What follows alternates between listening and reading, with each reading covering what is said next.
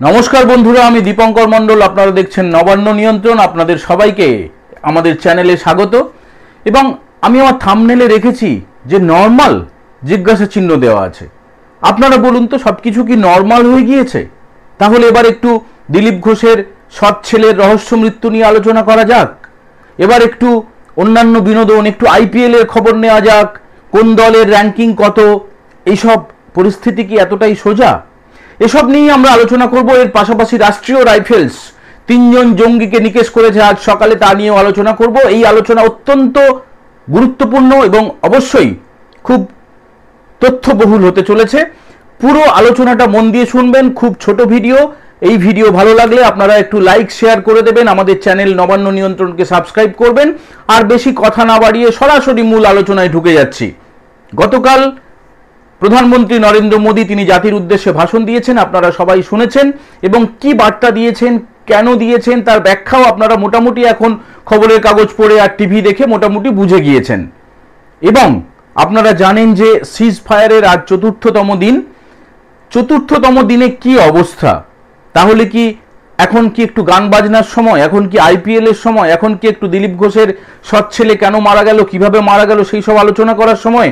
বন্ধু, তা কিন্তু একদমই নয়, একদমই তা নয়। আজ সকালে কাশ্মীরের শোপিয়ানে রাষ্ট্রীয় রাইফেলসের সঙ্গে সংঘাতের সময় 3 জন জঙ্গিকে, কুখ্যাত 3 জন জঙ্গিকে নিকেশ করা হয়েছে। প্রধানমন্ত্রী নরেন্দ্র মোদী যে বায়ুসেনার উদ্দেশ্যে, পাকিস্তান ধ্বংস করার উদ্দেশ্যে ক্ষেপণাস্ত্র ছুড়েছিল, যা আমাদের প্রতিরক্ষা ব্যবস্থা সেটাকে ধ্বংস করে দিয়েছে আকাশেই, সেই বায়ুসেনার ঘাঁটিতে পাঞ্জাবে গিয়েছিলেন প্রধানমন্ত্রী নরেন্দ্র মোদী। তিনি জওয়ানদের সঙ্গে দেখা করেছেন, তিনি সেখানে ভারত মাতা কি জয়, বন্দে মাতরম ধ্বনি তিনি দিয়েছেন এবং শুনেছেন এবং হাত মিলিয়েছেন সেনাদের সঙ্গে। তারপরে ফিরে এসে খুব গুরুত্বপূর্ণ একটি বৈঠকে বসেছেন নয়াদিল্লিতে। নাম্বার 1। নাম্বার 2, অমিত শাহ, যিনি এই যে অপারেশন সিঁদুর, পেহেলগাম কাণ্ড, তারপর থেকে তাকে নিয়ে বিরাট কোনো চর্চা হচ্ছে না, কিন্তু সমস্ত চিত্রনাট্যে অন্যতম কুশীলব হচ্ছেন অমিত শাহ, আমাদের দেশের স্বরাষ্ট্রমন্ত্রী। তিনি কিন্তু খানিকক্ষণ আগে আমরা যখন এই ভিডিও করছি, তিনি দেশের রাষ্ট্রপতি দ্রৌপদী মুর্মুর সঙ্গে বৈঠক করে বেরিয়ে এসেছেন। কি হয়েছে সেই বৈঠকে সেটা তার জানানোর কথা নয়, আমাদের জানার কথা নয়, আর কোনো রকম স্পেকুলেটিভ কথা বলার সময়ও কিন্তু এটা নয়। আন্দাজে একটা ঢিল ছুঁড়ে দিলাম, যা খুশি একটা বলে দিলাম, এই সূত্র থেকে ওই সূত্র থেকে, এখান থেকে ওখান থেকে মিলিয়ে একটা তালগোল পাকানো খবর দিয়ে দিলাম, সেটা একদমই ঠিক নয়। আমাদের এই মহান দেশ ভারতবর্ষ, তার প্রতিরক্ষা সংক্রান্ত একটি বর্ণ, একটি সেমিকোলন, একটি ফুল স্টপ যাতে না বেরোয়, সেই চেষ্টা আমাদের সবার করা উচিত। প্রত্যেকটি সংবাদ মাধ্যমের করা উচিত, প্রত্যেকটি ইউটিউবারের করা উচিত, প্রত্যেকটি নাগরিকের করা উচিত, যাতে করে আমাদের শত্রুরা তারা কোনো রকমের সুবিধে না পেয়ে যায়। বন্ধু, এই খবরের ভিড়ে হারিয়ে যাবে এক লাইন আমি বলে দিচ্ছি, যে তুর্কি থেকে যে আপেলগুলি এসেছিল, সেই আপেল বিরাট টাকার ব্যবসা করে আমাদের দেশে, 1000 কোটিরও টাকার বেশি ব্যবসা করে। এবং আজ কিন্তু ব্যবসায়ীরা সেটা প্রত্যাখ্যান করেছেন। তুর্কি যেহেতু পাকিস্তানকে সাপোর্ট করেছে, এই কারণে তাদের সঙ্গে আমাদের ট্রেড, আমাদের ব্যবসায়িক বিনিময় আপাতত অলিখিতভাবে কিন্তু বন্ধ হয়ে গেল। বন্ধু, 22 তারিখে যে কুৎসিত ঘটনা হয়েছিল, তারপরে আপনারা জানেন যে 6 মে মাঝরাত থেকে 7 তারিখ পর্যন্ত, 8 তারিখ পর্যন্ত, 9 তারিখ পর্যন্ত অপারেশন সিঁদুর বজায় ছিল। অপারেশন সিঁদুর কিন্তু এখনো পর্যন্ত বজায় রয়েছে। এর পাশাপাশি অপারেশন কিলার নামে একটি অপারেশন লঞ্চ করা হয়েছে ভারতীয় সেনার তরফে।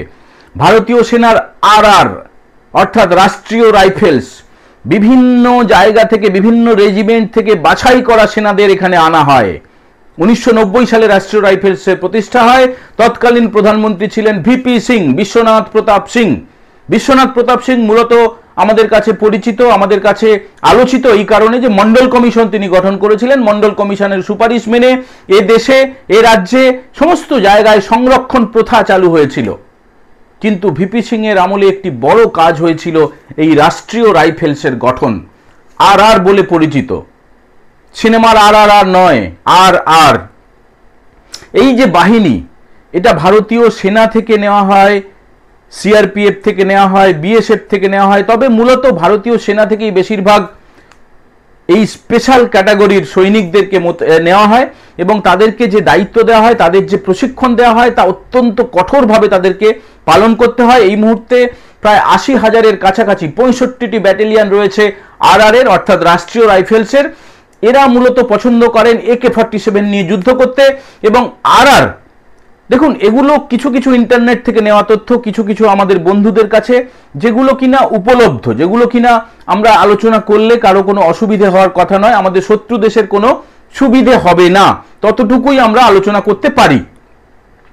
রাষ্ট্রীয় রাইফেলসের যেটা নিয়ম সেটা হচ্ছে কল করার পরে, মানে যে কোনো জরুরিকালীন অবস্থায় ডাক পড়ার পর 2 থেকে 3 মিনিটের মধ্যে তাদেরকে রেডি হয়ে তাদেরকে রওনা হতে হয় এবং খাওয়া, ঘুম, স্নান, বাথরুম সমস্ত পরিস্থিতিতে দিনে রাতে তারা সব সময় তৈরি থাকেন। এবং তৈরি থাকেন মানে এই না বসে চা খাচ্ছে ওদিকে বন্দুকটা দূরে পড়ে আছে তা না, একদম সুসজ্জিত অবস্থায়, একদম সব সময় তাদের কাছে হাতিয়ার থাকে, আগ্নেয়াস্ত্র থাকে। সেই যে বাহিনী রাষ্ট্রীয় রাইফেলস, তাদেরকে সাধারণ সৈনিকদের তুলনায় কিছুটা বেশি ফ্যাসিলিটিস দেওয়া হয়। তাদের যে সাম্মানিক যে ভাতা সেটা সৈনিকদের তুলনায় 25% বেশি এবং তাদের কিন্তু কোনো ছুটি ছাটা থাকে না। 2 থেকে 3 বছর তাদেরকে কাজ করতে হয় রাষ্ট্রীয় রাইফেলসে। যারা কোনো, ধরুন আমি চাইলাম বা আপনার ছেলে চাইলো, আমার মেয়ে চাইলো রাষ্ট্রীয় রাইফেলসে চাকরি করব, দেশের সেবা করব, তা হয় না। প্রথমে কোনো যুবক বা যুবতীকে, তরুণ বা তরুণীকে প্রথমে ভারতীয় সেনায় তাকে নাম লেখাতে হয়। তার যে যোগ্যতা, তার যে পরীক্ষা, সমস্ত কিছুর পরে তার যে নিয়োগ হয়, তারপরে ভারতীয় সেনা থেকে বা বিএসএফ থেকে বা সিআরপিএফ থেকে এখানে রিক্রুটমেন্ট হয়। মূলত জম্মু কাশ্মীরের দায়িত্বে থাকে এই যে রাষ্ট্রীয় রাইফেলস এবং এখানকার যে জঙ্গল, এখানকার যে পরিস্থিতি, সমস্ত কিছুর ওপরে একদম বাজ পাখির মতো তীক্ষ্ণ নজরদারি থাকে। শুধুমাত্র যে জঙ্গিদের নিকেশ করার দায়িত্ব আরআর-এর রয়েছে তা নয়, সাধারণ মানুষের মন জয় করার কাজও তাদের করতে হয়, সামাজিক কাজও তাদের করতে হয়, সাংস্কৃতিক অনুষ্ঠানেও তাদের অংশ নিতে হয়। মানে স্থানীয় পরিস্থিতির উপরে নির্ভর করে দেশের জন্য, দেশমাতৃকার জন্য যা যা করা দরকার তারা তাই করেন। আপনারা জানেন যে কাশ্মীরে যখন বন্যা হয়েছিল তখন কিন্তু এই রাষ্ট্রীয় রাইফেলসই ঝাঁপিয়ে পড়েছিল। ভূমিকম্প হলেও কিন্তু রাষ্ট্রীয় রাইফেলসই ঝাঁপিয়ে পড়ে। আফস্পা, AFSPA যে বিশেষ আইন রয়েছে, এই আফস্পার অধীনে এরা কাজ করেন।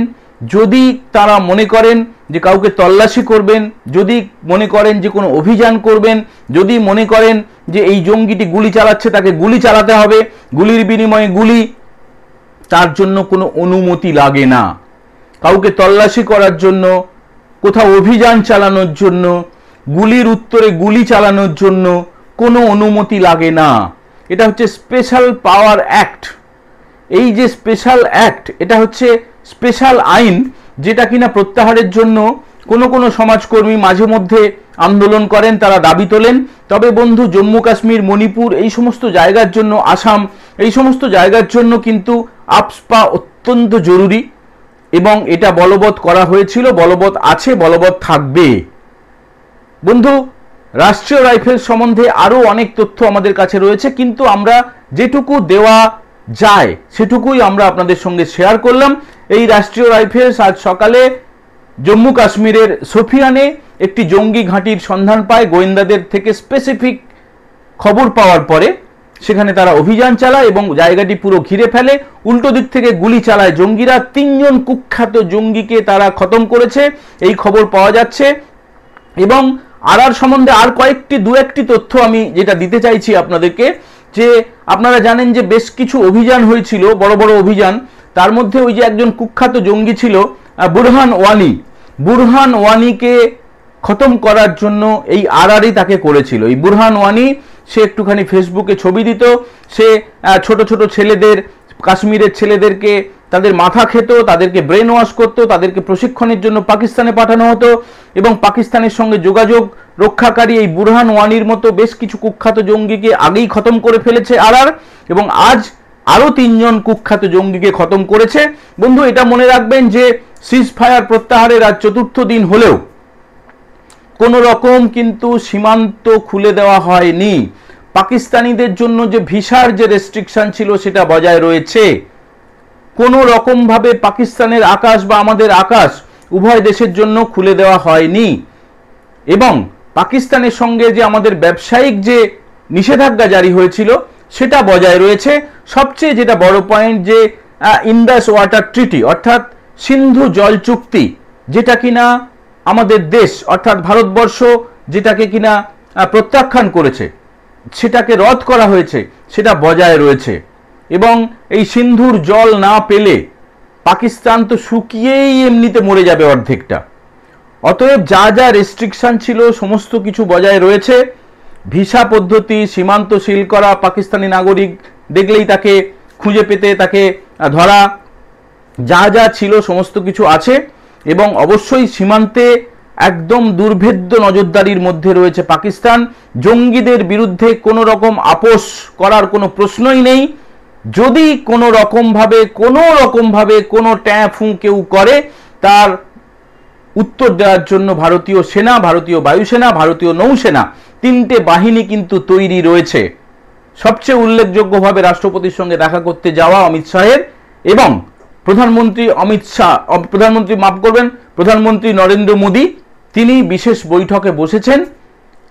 তারপরে কি হয় না হয় সেটা যতক্ষণ না কেন্দ্রীয় সরকারের তরফে ঘোষণা করা হয় তত সময় আমরা কিছু বলতে পারি না। স্পেকুলেশনের উপরে কোনো কিছু চলতে পারে না। আমরা সবাই সতর্ক থাকব, আমরা সবাই নজরে রাখব, অত্যন্ত সিরিয়াস মুডে থাকব। এমন কিছু কথা বলে ফেলবো না, এমন কিছু কথা আমরা সমাজ মাধ্যমে লিখব না, বা কোনো কিছু শোনা কথা আমরা কাউকে জানিয়ে দেব না যার ফলে আমাদের দেশের এই অখণ্ডতা, এই পবিত্রতা নষ্ট হয়ে যায়। সবাই ভালো থাকবেন, সুস্থ থাকবেন, সতর্ক থাকবেন। জয় হিন্দ, বন্দে মাতরম। নমস্কার বন্ধুরা, আমি দীপঙ্কর মণ্ডল, আপনারা দেখছেন